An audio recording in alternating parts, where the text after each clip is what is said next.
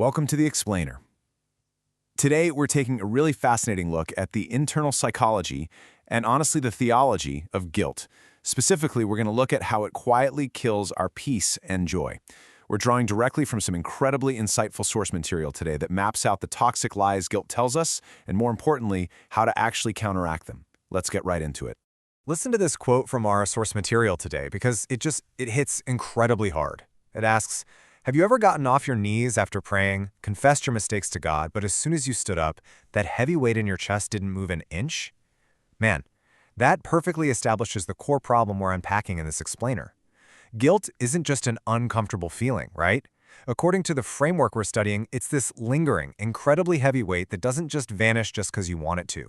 It hangs over your head, you prayed about it, you talked about it, but somehow that physical and emotional weight remains completely stubborn.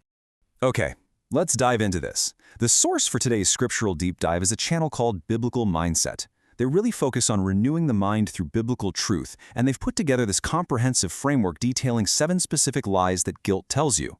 Now, for the sake of efficiency and really focused learning, we're going to do a highly targeted deep dive into 2 of the absolute most paralyzing lies from their list, lie number 5 and lie number 6. These 2 specifically deal with the psychology of self-sabotage and isolation. Honestly, understanding them is absolutely crucial to grasping the source's broader message about what true forgiveness actually looks like. So, moving directly into the first major myth we're analyzing today. The source text identifies this as lie number 5, you must punish yourself. You know this lie, right? It's that deeply ingrained feeling that you have to somehow suffer before you're quote-unquote allowed to feel okay again.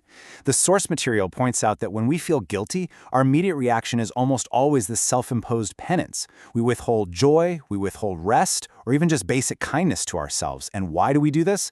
Well, the source explains that this lie feels true because, logically, it kind of seems fair. The lie whispers that your personal suffering completes what Jesus started. But contrast that with the theological truth presented here, drawn straight from Romans 8:1. It states categorically that there is now no condemnation for those who are in Christ Jesus. And that means literally 0 condemnation, not even the self-imposed kind. And this is where it gets really interesting, because this completely flips our standard perspective on self-punishment.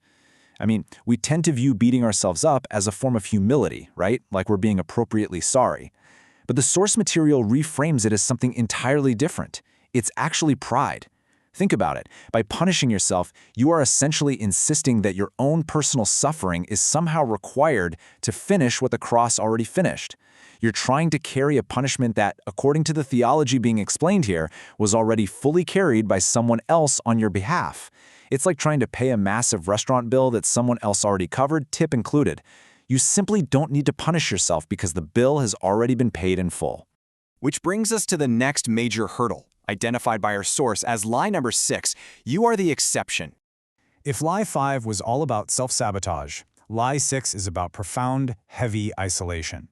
It is the voice of guilt that tells you your specific case is uniquely terrible and totally disqualifying. The source material challenges this head-on by asking a really piercing question. Are you the one exception to a promise made without exceptions? Guilt thrives on making you feel uniquely bad. It convinces you that your mess is the one mess that's just too big to clean up. But to understand the true scope of the grace being described in our sources, we have to look at the ultimate historical case study provided in the text. And this brilliantly illustrates exactly what the source is talking about. Let's look at this case study based on 1 Timothy 1:15. We're looking at the Apostle Paul. Now, before he was Paul, he was Saul. And let's just check his resume for a second.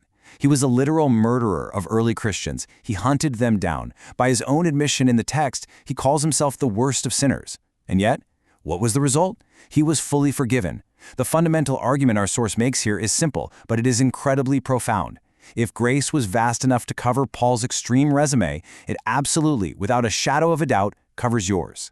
The absolute crucial point here is this. God's promise says whoever. There are no asterisks. There's no fine print at the bottom of the page. The script explicitly tells the viewer to stop reading themselves out of a promise that God never wrote an exception into. The text says whoever, and that includes you. It's a universal invitation.